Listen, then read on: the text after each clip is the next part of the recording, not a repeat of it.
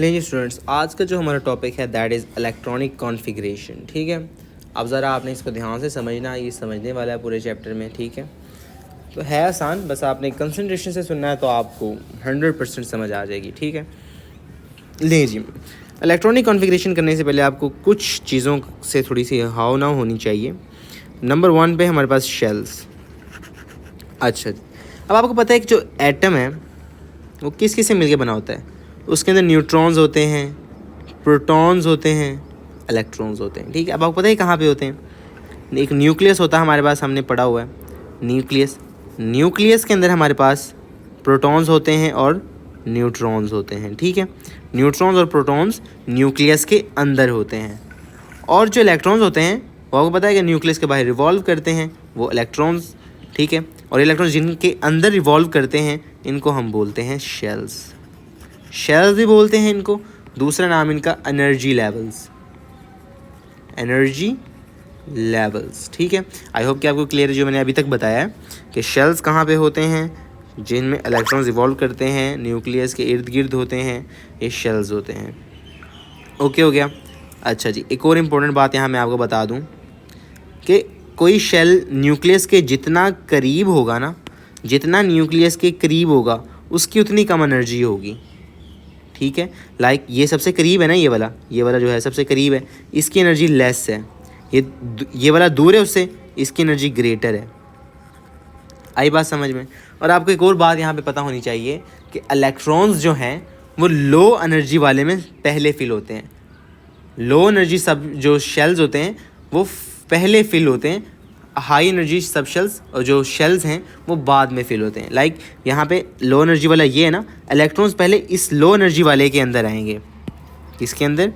इस low energy वाले के अंदर पहले आएंगे इलेक्ट्रॉन्स। पहले इसके अंदर हमें इलेक्ट्रॉन्स रखने पड़ेंगे, उसके बाद हम इस हाई वाले में आएंगे, उसके बाद इसके बाहर भी कोई शेल होगा तो उसके बाद उसमें आएंगे। ठीक है, अब एक और बात, हम शेल नंबर्स को n से रिप्रेजेंट करते हैं। n 1 2 3 4। क्या मतलब है? n1 मतलब कि shell number 1, n2 shell number 2, 3 4।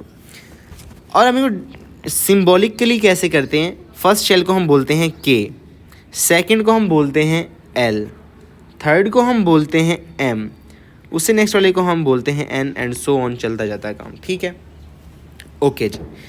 अब एक और फार्मूला भी है, हमें पता कैसे चलेगा कि थर्ड शेल के अंदर कितने इलेक्ट्रॉन्स आ सकते हैं। मैं आपसे कहता हूँ कि तीसरे शेल के अंदर कितने इलेक्ट्रॉन्स आ सकते हैं, आपको कैसे पता चलेगा? एक फार्मूला है उसके लिए, and the formula is very simple, that is 2n का स्क्वायर। n की जगह पे हम शेल नंबर रखेंगे और हमारे पास आ जाएंगे। लेट्स सपोज मुझे पता चलाना है कि शेल नंबर 3 के अंदर कितने इलेक्ट्रॉन्स हैं। लेट्स सपोज थर्ड शेल के अंदर हमें इलेक्ट्रॉन्स फाइंड करने, n की जगह हमने 3 रखा, उसका स्क्वायर कर दिया, तो लेट्स सपोज ये हमारे पास आ जाता है, 3 का स्क्वायर आता है 9, 9 इंटू 2 18 इलेक्ट्रॉन्स आएंगे हमारे पास थर्ड शेल के अंदर। ठीक है, अच्छा जी, अब हम एक और एग्जांपल कर लेते हैं इसकी। मैं कहता हूँ कि फोर्थ शेल के अंदर निकालें। फोर्थ शेल के अंदर कैसे निकालेंगे? अब हम सिंपल, इसका भी यही करना है हमें। n की जगह हम वैल्यू पुट कर देंगे 4, उसका स्क्वायर, तो 4 का स्क्वायर होता है 16, 16 इंटू 2 विल बी 32। तो फोर्थ शेल के अंदर हमारे पास कितने इलेक्ट्रॉन्स आ सकते हैं? That is 42। ये तो था जी शेल्स का कॉन्सेप्ट। ठीक है, अब एक और जो इम्पोर्टेंट बात आपको पता होनी चाहिए वो है सब शेल्स। क्या है? सब शेल्स। अच्छा जी, अब सब शेल से पता चल रहा है कि शेल्स की भी आगे डिविजन्स हैं। शेल आगे फर्दर डिवाइड हुआ पड़ा है सब शेल्स के अंदर, और हमारे पास सब शेल्स कौन कौन सी होती हैं? S P D F, ये हमारे पास सब शेल है। अच्छा जी, अभी हमने पढ़ा कि हमारे पास K L M N। ठीक है, अब आपको ये याद रखना है, ये इंपॉर्टेंट चीज़ आपको यहाँ पे याद रखनी है कि K जो है हमारे पास शेल नंबर 1 है, L जो है हमारे पास शेल नंबर 2 है, M जो है वो शेल नंबर 3 है, N जो है शेल नंबर 4 है, इससे आगे सो ऑन। ठीक है, अब हमें पता कैसे चलेगा कि किस शेल के अंदर कितने सब शेल्स हैं? तो K जो शेल है, ये K शेल है ना, इसका जितना शेल नंबर है ना उसके उतने ही इसके पास सब शेल्स हैं 1।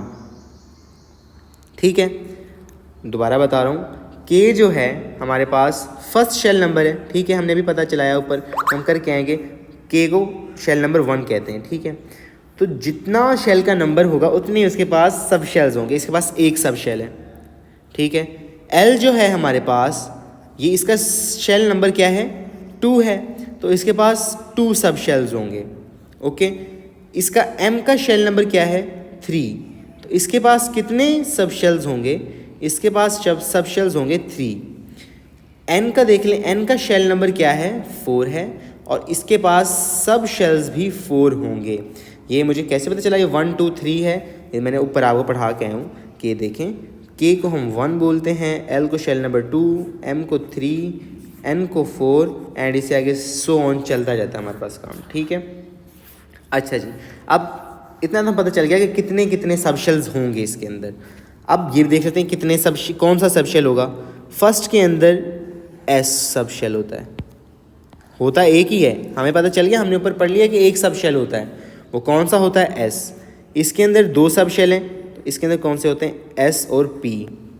इसके अंदर 3 सब शेल हैं, एस पी डी।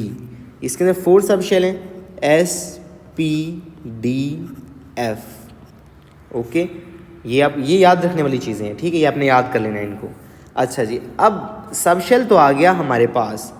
अब एस जब सब शेल कितने इलेक्ट्रॉन्स को एकोमोडेट कर सकता है, ये सिर्फ 2 इलेक्ट्रॉन्स को एकोमोडेट कर सकता है। इसके अंदर, इस सब शेल के अंदर, एस सब शेल के अंदर सिर्फ और सिर्फ 2 इलेक्ट्रॉन्स आ सकते हैं। आपको पता, ये भी आपको पता है कि पहला जो शेल होता है उसके अंदर 2 इलेक्ट्रॉन आते हैं। वो कैसे आते हैं अब आपको ज़्यादा क्लियर हो गया। के जो शेल है उसके अंदर एक सब शेल है, आपको पता चल गया, एक सब शेल है। एक सब शेल एस है, कौन सी है एस है, और एस के अंदर 2 इलेक्ट्रॉन्स आ सकते हैं।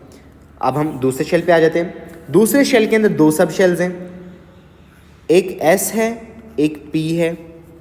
अभी हमने देखा एस के अंदर सिर्फ और सिर्फ 2 इलेक्ट्रॉन्स आ सकते हैं, पी 6 इलेक्ट्रॉन्स एकोमोडेट कर सकता है। पी कितने इलेक्ट्रॉन्स एकोमोडेट कर सकता है, 6 इलेक्ट्रॉन्स एकोमोडेट कर सकता है पी सब शेल। ठीक है, और आपको वैसे ही पता है कि शेल नंबर 2 के अंदर 8 इलेक्ट्रॉन्स होते हैं, और एस और पी को मिला के हमें देख लें 8 इलेक्ट्रॉन्स ही बन रहे हैं। ऐसे ही है, शेल नंबर 3 के ऊपर आ जाते हैं। इसके अंदर एस हमें पता है कि 2 इलेक्ट्रॉन्स आ सकते हैं, पी 6 इलेक्ट्रॉन्स रख सकता है, डी 10 इलेक्ट्रॉन्स रख सकता है। ठीक है, तो हमारे पास 18 इलेक्ट्रॉन्स बने, और शेल नंबर 3 के अंदर 18 इलेक्ट्रॉन्स आ सकते हैं। और अगर आपको प्रूफ भी चाहिए तो ये देख लें, 2n का स्क्वायर। अब मुझे पता चलाना है कि शेल नंबर 3 के अंदर, ये 3 वाला शेल है ना जिसके अंदर 3 ऑर्बिटल्स हैं, कितने इलेक्ट्रॉन्स होते हैं इसके अंदर। 2 × n का स्क्वायर करता हूँ मैं, 3, n की जगह 3 लिखा, शेल नंबर 3 है, 2 × 9 एंड 18, देख लें 18 ही बन रहे हैं हमारे पास। ठीक है, अब आगे हम शेल नंबर 4 के पास, s के पास 2 हैं, p के पास 6 हैं, d के पास 10 हैं, f के पास 14 है। ठीक है, ये 32 बनते हैं। तो ये चीज़ जो है, ये इतनी सी चीज़ जो है ये याद करने वाली है कि के अंदर कितने सब शेल्स हैं, और जो सब शेल है उसके अंदर कौन सा वाला है, एस है, एस के अंदर कितने इलेक्ट्रॉन्स आ सकते हैं। ये चीज़ें आपने पहले अच्छे तरीके से याद कर लेनी है। उसके बाद आपके लिए electronic configuration is not a big deal, आप उसको बड़ी आसानी से कर सकते हैं। अभी देखें, मैं 1-2 एग्जांपल आपको करवा भी देता हूँ, आपको मज़ीद क्लियर हो जाएगा। लेट्स सपोज कि मैं कहता हूँ कि मुझे सोडियम करते हैं पहले हम, सोडियम की इलेक्ट्रॉनिक कॉन्फ़िगरेशन करनी है। अब आपको एक टेबल बना होता है आपके फर्स्ट चैप्टर के अंदर, उसके अंदर से कुछ एलिमेंट्स हैं, उनके आपको इलेक्ट्रॉनिक कॉन्फ़िगरेशन मतलब कि एटॉमिक नंबर याद होना चाहिए। तो इसका 11 है, मुझे याद है। ठीक है, अब आपको पता है कि एटॉमिक नंबर की ही हम इलेक्ट्रॉनिक कॉन्फ़िगरेशन करते हैं, मैथ्स नंबर याद रखना ज़रूरी नहीं है क्योंकि उसके हम करते भी नहीं हैं। इलेक्ट्रॉनिक कॉन्फ़िगरेशन के लिए मैथ्स नंबर का याद होना ज़रूरी नहीं है, सिर्फ एटॉमिक नंबर का पता होना चाहिए, क्योंकि हम इलेक्ट्रॉनिक कॉन्फ़िगरेशन इलेक्ट्रॉन्स की करते हैं, और electrons are equals to proton number. ठीक है, तो जी अब मेरे पास 11 इलेक्ट्रॉन्स की मुझे इलेक्ट्रॉनिक कॉन्फ़िगरेशन करनी है, क्योंकि इसका एटॉमिक नंबर 11 है। ओके हो गया। अच्छा जी, सबसे पहले तो मैं लिख लेता हूँ first shell, second shell, third shell, that is KLM। ठीक है, के अंदर आपको पता है, फर्स्ट शेल के अंदर आपको पता है कि 2 इलेक्ट्रॉन्स आ सकते हैं, सिर्फ 2 इलेक्ट्रॉन्स। ओके हो गया। सेकंड के अंदर 11 में सिर्फ 2 मैंने इधर लगा दिए, बाकी बच गए 9। 8 मैंने इधर लगा दिए, दूसरे शेल के अंदर 8 इलेक्ट्रॉन्स आ सकते हैं ना, तो 8 लगा दिए मैंने। अच्छा 11 में से मैंने अभी कलेक्टिवली 10 लगा दिए, बच गया एक, थर्ड शेल के अंदर आएगा एक इलेक्ट्रॉन। अच्छा अब मुझे इसको सब शेल के अंदर भी अगर रिप्रेजेंट करना है तो मुझे पता है कि ये शेल नंबर 1 है, 1, इसके अंदर कितने ऑर्बिटल्स थे, कितने सब शेल्स थे इसके अंदर, के के अंदर s, सिर्फ s था। 1 पहले शेल नंबर लगाना है, फिर उसके साथ सब शेल लगाना है, फिर उसके ऊपर इलेक्ट्रॉन्स लिखने, उसके ऊपर छोटे से इलेक्ट्रॉन्स लिखने कि 1s2 है। 1 this is shell number, this is sub shell, this is electron number. Clear है बात? अच्छा जी, ये तो हो गया 1s2, फर्स्ट शेल कंप्लीट हो गया हमारा, ठीक है। Okay let me change the colour. अब हम आ जाते हैं सेकंड शेल के ऊपर। फर्स्ट शेल कंप्लीट हो गया, आप देख सकते हैं। अब हम आते हैं थर्ड शेल के ऊपर, और सेकंड शेल के ऊपर, सॉरी। सेकंड शेल के लिए आपको पहले क्या करना है, आपको पता होना चाहिए कि इसके अंदर कितनी ऑर्बिटल्स हैं। आपको पता है कि सेकंड शेल के अंदर अभी हम ऊपर पढ़ के आए हैं s और p होता है। s के अंदर 2 इलेक्ट्रॉन्स आ सकते हैं, p के अंदर 6 आ सकते हैं। तो मैं यहाँ पे 2 पहले शेल नंबर लगाना है, जो सा शेल नंबर है। सेकंड शेल में अब हम 2s, s के अंदर कितने इलेक्ट्रॉन्स आ सकते हैं, 2। अच्छा अब मैंने 2 तो इसको दे दिए, बाकी रह गए 6। तो अभी इसके अंदर हमें पता है कि p सब शेल भी बाकी है, और p के पास आ जाएंगे 6, ठीक है। और ये हमारा सेकंड शेल कंप्लीट हो गया, क्योंकि उसके अंदर s और p ही होता है। अब हम आगे थर्ड शेल के ऊपर, थर्ड शेल, शेल नंबर, फिर आगे ऑर्बिटल। अब हमारे पास बचा ही एक इलेक्ट्रॉन है, क्योंकि 2 4 और 6 8 होते हैं, क्या कहते हैं 10 होते हैं, ठीक है। तो अब हमारे पास टोटल 11 थे, तो एक बच गया, वो 1 यहाँ पे आ जाएगा। आई बात समझ में? इस तरह करते हैं। एक और एग्जांपल करते हैं हम। लेट्स सपोज अब हम कर लेते हैं मैग्नीशियम की, कर लेते हैं Mg। अब इसका आपको इलेक्ट्रॉनिक कॉन्फ़िगरेशन करने के लिए एटॉमिक नंबर याद होना चाहिए, एंड इसका 12 होता है, ठीक है। तो इसकी आप पहले ऐसे ही शेल नंबर 1 2 3 कर लेंगे, ठीक है। फर्स्ट शेल K होता है, दूसरा L होता है, फिर M आता है। और आपको पता है कि K के अंदर फर्स्ट शेल है, क्योंकि ये फर्स्ट शेल है। फर्स्ट शेल के अंदर आपको पता है 2 इलेक्ट्रॉन्स आ सकते हैं। उसके बाद आपको पता है सेकंड शेल है, सेकंड शेल के अंदर आपको पता है कि 8 इलेक्ट्रॉन्स आ सकते हैं। थर्ड शेल है, थर्ड शेल के अंदर आपको पता है कि 18 इलेक्ट्रॉन्स आ सकते हैं। और ये आप कैसे फाइंड कर सकते हैं कि किस शेल में कितने इलेक्ट्रॉन्स हैं, 2n² is the formula, n is the shell number. आपको शेल नंबर प्लेस करें इसके अंदर, आपको इलेक्ट्रॉन्स मिल जाएंगे। अच्छा जब आपको पता है कि फर्स्ट शेल के अंदर कितने सब शेल्स होते हैं, s, इसके अंदर s और p, इसके अंदर s p और d, इससे नेक्स्ट वाले में s p d f। तो मेन फाउंडेशन जो इलेक्ट्रॉनिक कॉन्फ़िगरेशन की है वो ये 3-4 छोटे से, ये थोड़ा सा जो ये पेज है, ये आपको आना चाहिए अगर आपने इलेक्ट्रॉनिक कॉन्फ़िगरेशन करनी है तो, ठीक है। अच्छा जी, मैं मैग्नीशियम की हम इलेक्ट्रॉनिक कॉन्फ़िगरेशन कर देते हैं। अब आपको पता है कि लो एनर्जी के अंदर शेल नंबर 1 जो है वो न्यूक्लियस के सबसे करीब होगा। तो हमें अभी ऊपर पढ़ा था कि जो सबसे करीब होते हैं न्यूक्लियस के पास, जो शेल्स न्यूक्लियस के करीब होते हैं, नियरेस्ट होते हैं, वो पहले फिल होते हैं। तो हम पहले शेल नंबर 1 को फिल करेंगे। 1 पहले शेल नंबर लगाना होता है, याद रख लें NLX, ये फॉर्मूला याद रख लें। पहले शेल नंबर, फिर सब शेल, और सब शेल के ऊपर इलेक्ट्रॉन्स, ठीक है। देखो मैं इसी तरह कर रहा हूँ, हर क्वेश्चन इसी तरह कर रहा हूँ, नोटिस कीजिएगा। देखें पहले मैं फर्स्ट शेल को कर रहा हूँ ना, फर्स्ट लिख दिया मैंने, 1 लिख दिया, क्योंकि मैं पहले शेल नंबर 1 को कर रहा हूँ। उसके बाद सब शेल कौन सा है, इसके अंदर है ही एक S लगा दिया। देखें N लगाया, उसके बाद S लगाया, उसके बाद मैं क्या लगा रहा हूँ, इलेक्ट्रॉन्स। S के ऊपर 2 इलेक्ट्रॉन्स है, क्योंकि S के पास I 2 सकते हैं, S इलेक्ट्रॉन्स 2 एकोमोडेट कर सकता है। 2 इलेक्ट्रॉन्स, S जो सब शेल है वो 2 इलेक्ट्रॉन्स एकोमोडेट कर सकता है, ठीक है। ओके हो गया।